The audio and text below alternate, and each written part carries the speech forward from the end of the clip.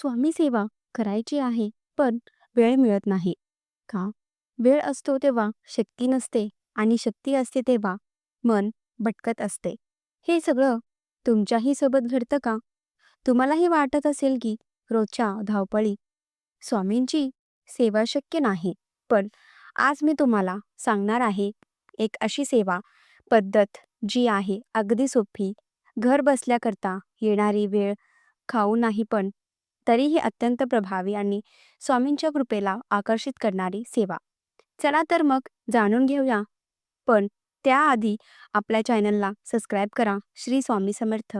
दररोज सकाळी उठल्यावर मनात प्रथम ज्या नामांचं स्मरण करावं तो म्हणजे आपलं सद्गुरू श्री स्वामी समर्थ. स्वामींची सेवा म्हणजे केवळ दिवा लावणं, फूल वाहणं इतकं नाही, तर त्यांच्याशी आत्मिक नातं जोडणं पण.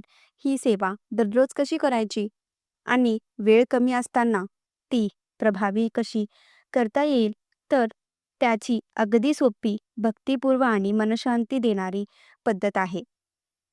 ती म्हणजे दररोज स्वामी सेवा ही भक्ती, श्रद्धा आणि नित्यनियमाने करावी. गुरुपौर्णिमेपासून स्वामी सेवेला सुरुवात करणं हे अत्यंत शुभ मानलं जातं, कारण हा दिवस गुरु परंपरेचा विशेष दिवस मानला जातो. गुरुपौर्णिमेपासून जर तुम्ही ही सेवा सुरुवात करू शकत नसाल, तर आपण कोणत्याही गुरुवारपासून ही सेवा सुरू करू शकता. त्यासाठी सकाळी स्नान करणं, स्वच्छ वस्त्र परिधान करावी, पूजास्थान स्वच्छ करावं आणि स्वामींच्या मूर्तीला किंवा फोटोला फूल अर्पण करावी. दिवा अगरबत्ती लावावी आणि स्वामींच्या तारक मंत्रांचं 108 वेळा जप करावा आणि तो आपल्याला सोयीनुसार सुद्धा तुम्ही करू शकता. हा तारक मंत्र म्हणजे श्री स्वामी समर्थ, जय जय स्वामी समर्थ. याचबरोबर ओम श्री स्वामी समर्थाय नमः या मंत्रांचाही सुद्धा 108 वेळा जप करू शकतात. जप करत असताना मन शांत ठेवावं आणि स्वामींचा स्मरण करावं. त्यानंतर स्वामींची आरती करावी. नैवेद्य म्हणून खडीसाखर, दूध, पेढे किंवा फळे अर्पण करावीत. दररोज स्वामी सेवा, स्वामी समर्थ चरित्र, गुरु लीलामृत किंवा स्वामी स्तोत्राचं थोडंसं वाचन करावं. यामुळे स्वामींच्या चमत्कारांचे आणि उपदेशांचे स्मरण राहते. असं सांगितलं जातं, रोज सकाळी किंवा संध्याकाळी ठराविक वेळ पूजा करावी आणि जप करावा. मनात भक्ती आणि श्रद्धा ठेवावी. स्वामींना सर्व अर्पण करावं. त्यांच्यावर विश्वास ठेवावा. आता जसं गुरुचरित्र किंवा गुरु लीलामृत वाचायचा आहे, यासाठी सुद्धा वेळ नसेल किंवा आजच्या धगधगीच्या जीवनात कितीही इच्छा असली तरी सर्व नियम पाळू गुरुचरित्र पारायण करणंही त्यांच्यासाठी तेवढाच वेळ देणे शक्य होत नसत नाही. गुरुपौर्णिमेला गुरुचरित्र पारायणाची अनेकांची इच्छा असते, परंतु ते साध्य होत नाही. अशा वेळी निराश होण्याचं काही कारण नाही. यावर सर्वोत्तम उपाय म्हणजे 52 श्लोकी गुरुचरित्र किंवा श्री दत्त साहित्य 52 श्लोकी गुरुचरित्राचं फार महत्त्व. संपूर्ण गुरुचरित्रांचे महत्त्वाचे सार यात दिलेले आहे. 52 श्लोकात संपूर्ण गुरुचरित्र सांगितलं आहे. हे गुरुचरित्र सार श्लोकात्मक आहे. परमस्वामी भक्तांनी त्यांचे नित्य पठण करावे किंवा गुरुवारी किंवा पौर्णिमेला एखादं पठण करावे. 52 श्लोकी गुरुचरित्रांच्या पठणाने जीवनात उद्भवणाऱ्या समस्या सोसण्याचे बळ मिळून त्या समस्यांची तीव्रता कमी होते असं सांगितले जातात आणि त्याच कल्याणही होतं, अशी आशीर्वचन देण्यात आले आहे. यासाठी सुद्धा स्वामी सेवा जर तुम्ही करत असाल तर उत्तम तुमच्या पद्धतीने ही सुरू ठेवावी. स्वामी सेवा करायची असेल तर सकाळी किंवा संध्याकाळी एक वेळा ठरवून घ्यावी. धावपळीमुळे सकाळी शक्य होत नसेल तर तिन्ही सांजेला दिवे लावण्याचा वेळ ठरवावे आणि त्यावेळेस दररोज नित्यनियमाने स्वामी सेवा करावी. एकदा वेळेचा मनात संकल्प केला की काही झालं तरी ती वेळ चुकवू नये. शक्यतो ही सेवा अखंडपणे करावी. खंड पडू देऊ नये. काही अपरिहार्य कारणात सेवेत खंड पडल्यास स्वामी समर्थांची मनापासून क्षमा याचना करावी. तसेच पुन्हा संकल्प करून सेवा सुरू करावी.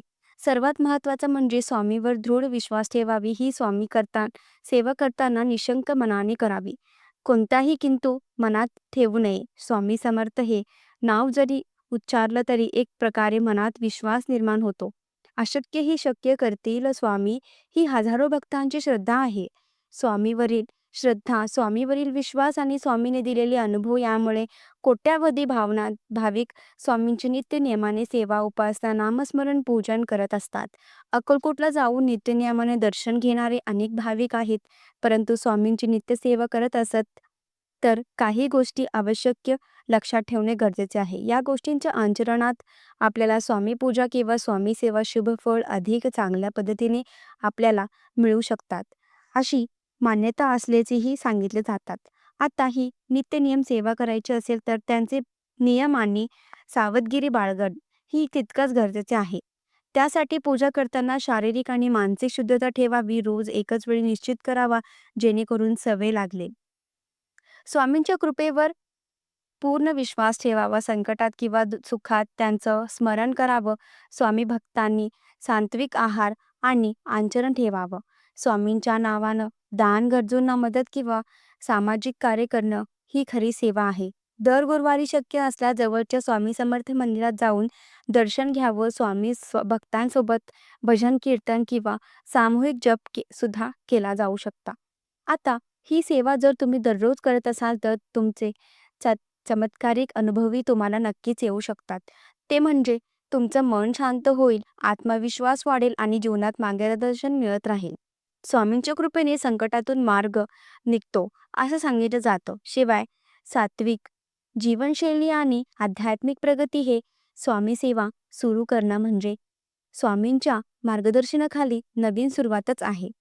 श्री स्वामी समर्थ, जय जय स्वामी समर्थ या मंत्रांच्या स्मरण ठेवा आणि भक्तीने सेवा करा. स्वामी तुम्हाला नेहमीच मार्ग दाखवतील.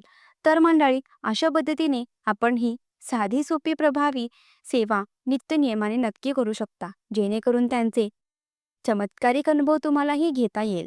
तुम्ही सुद्धा अशा प्रकारे स्वामींची नित्यसेवा करता का?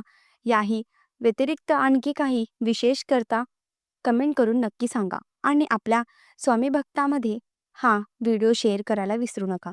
अशाच प्रकारच्या माहितीपूर्ण व्हिडिओसाठी स्वामी आई चॅनलला नक्की सबस्क्राईब करा आणि बेल आयकॉनला क्लिक करा. म्हणजे आमच्या नवनवीन व्हिडिओ नोटिफिकेशन तुम्हाला मिळत राहतील. धन्यवाद.